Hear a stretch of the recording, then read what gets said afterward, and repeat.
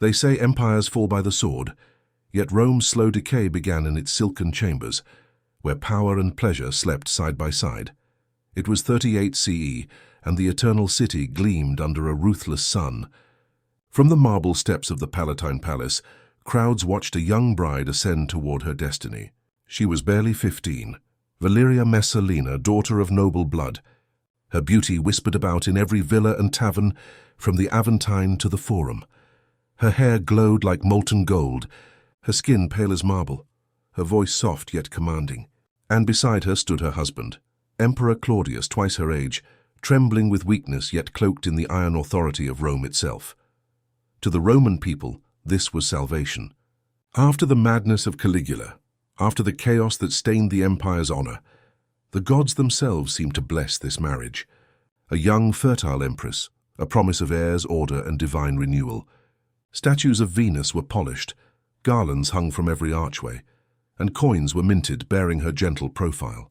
To the senators and soldiers alike, she was purity incarnate, the mirror of Roman virtue. But marble masks often hide cracks.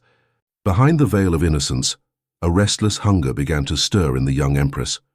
The palace that once felt like triumph began to suffocate her. Every ritual, every bow, every speech about chastity and discipline tightened around her like a noose. Rome demanded that she be pure, untouched, saintly, yet within her breast burned something darker.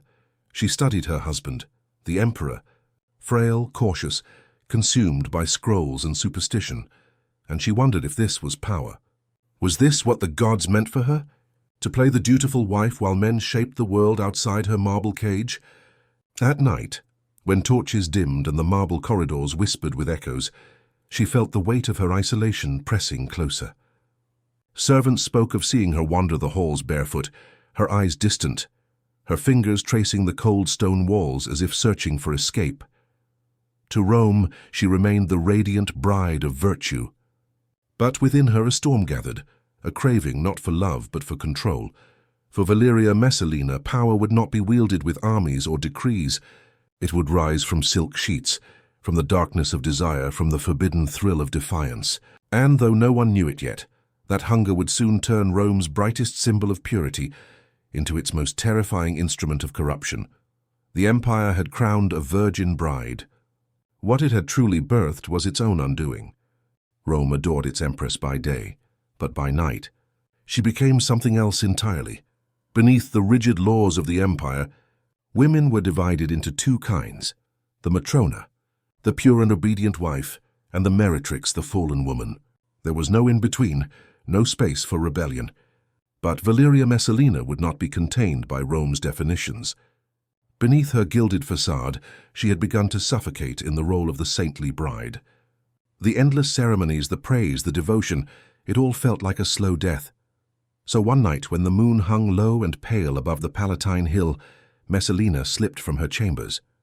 She traded her silks for rags, wrapped her golden hair beneath a veil, and disappeared into the maze of the Subura, Rome's dark underbelly of brothels, gamblers, and thieves.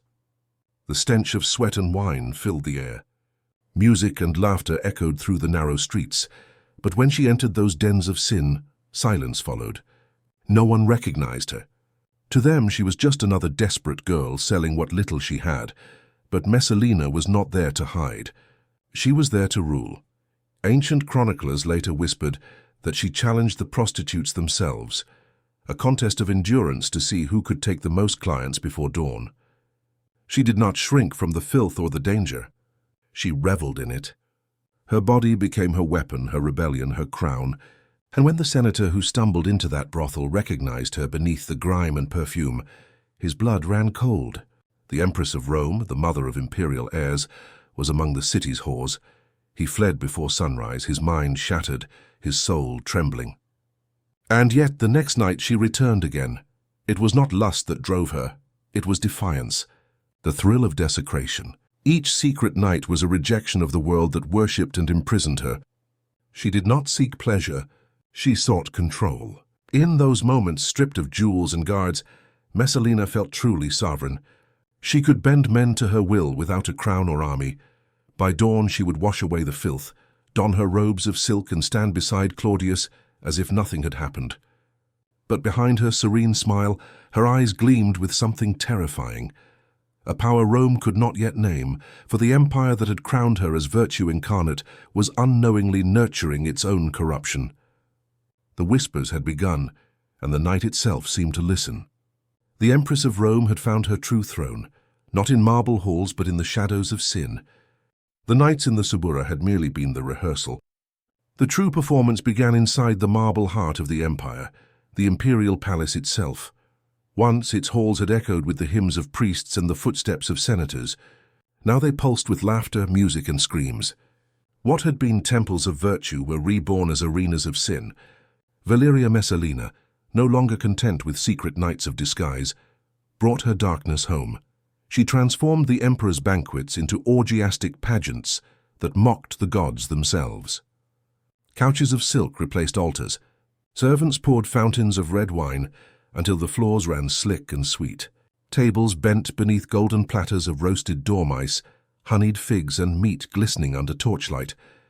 The air grew thick with incense and sweat.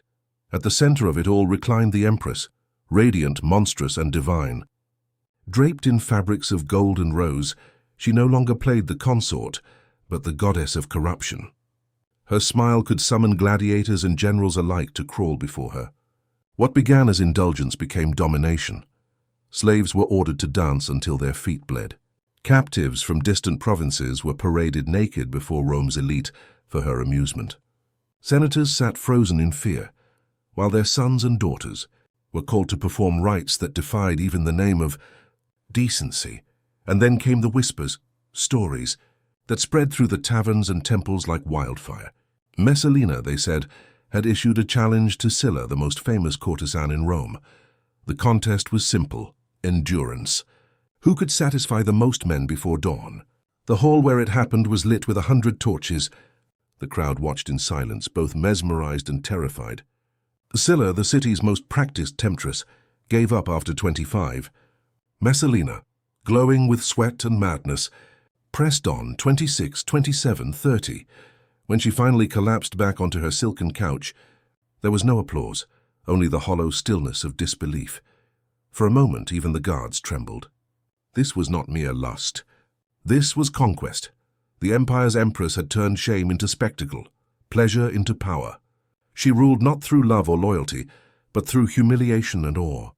When dawn came, the marble halls reeked of wine and fear. Servants crept silently through the wreckage, overturned goblets, broken garlands, the scent of spilled blood and roses.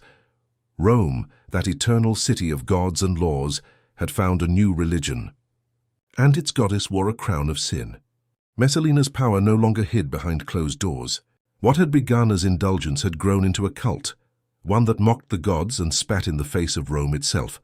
At first, her rituals were whispered curiosities, tales traded by trembling servants. But soon senators themselves began receiving invitations sealed with her golden crest. Those who refused did not live to regret it. Those who accepted would never be the same. The imperial palace became her temple. Draped in robes of white and crimson, Messalina entered the hall beneath banners of Venus and Bacchus. Priests once loyal to the old gods now stood silent, afraid. She began with prayers, words so familiar they almost sounded holy. But then, with deliberate grace, she tore the robes from her body and demanded her guests do the same. In the flicker of torchlight, the marble chamber transformed into something unholy. Senators and noblewomen, their faces flushed with terror, were forced to enact obscene rites. Dances and gestures once meant for the gods, now desecrated at her command. The scent of incense mixed with wine and sweat as she laughed, lifting her arms to the ceiling as though awaiting divine worship. To those who watched, it was madness. But to Messalina it was revelation. In that moment she saw the truth of Rome. Its senators bowed not to Jupiter, not to Mars, but to her. The empire's sacred order now revolved around her will. She was no longer the emperor's wife.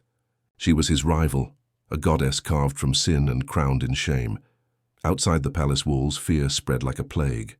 In the villas of Rome, noble families lived in silence. Daughters returned home after her invitations, their eyes hollow, their laughter gone. Fathers locked their doors and prayed that no messenger bearing the imperial seal would come. Husbands whispered that even the gods had turned their gaze away. And through it all Emperor Claudius sat in his chambers, eyes downcast, hands trembling over scrolls he could not read. The empire mocked him. They called him the Fool King, the man who ruled the world yet could not rule his own wife. But Messalina did not care. She believed herself untouchable, beyond mortal judgment, beyond divine wrath. She had turned faith into theatre, devotion into debauchery. In Rome's Sacred Heart, where priests once blessed armies before war, an empress now danced naked beneath the torches, and the empire itself knelt, not in reverence but in horror. By her mid-20s, Valyria Messalina had built something far more enduring than a scandal. She had built an empire of humiliation. What began as whispered indulgence had hardened into a system of control, a machinery of lust and fear that reached every corner of Rome's elite. Ancient chroniclers like Tacitus and Suetonius would later write of it with disgust, an imperial brothel, hidden in plain sight within a marble villa near the Campus Martius. From the outside, it appeared a retreat for noble gatherings. Inside, it was a theatre of ruin. Behind silk curtains and perfumed lamps, Messalina sat like a queen upon her throne of sin, commanding senators, generals, and merchants alike into acts that could never be spoken aloud. Aristocratic women, coerced under threat of disgrace, were forced to serve beside her. Some came in jewels, others in chains. Men who entered believing they'd been invited for private counsel soon realized the trap. Every word, every movement, every trembling confession was witnessed and recorded. Her attendants, loyal and silent, kept scrolls of shame more powerful than any decree of the Senate. No one resisted for long. A single rumor could end a dynasty. A single letter bearing her seal could erase a name from history. And so the Empire of Rome, proud, armored, glorious, bent to the will of a young empress who ruled not through legions, but through guilt. Gold poured into her coffers in exchange for secrecy. Governors paid tribute to keep their honor intact. Generals pledged loyalty not for Rome, but to bury their humiliation. It was said that even envoys from distant provinces left her chambers, trembling, promising obedience to the empire that now wore her face. One soldier who escaped that villa years later spoke only once of what he saw. Blood dries, he said, but shame never does. His words spread through the ranks like a curse. That was Messalina's true genius. She understood that fear fades, but disgrace endures.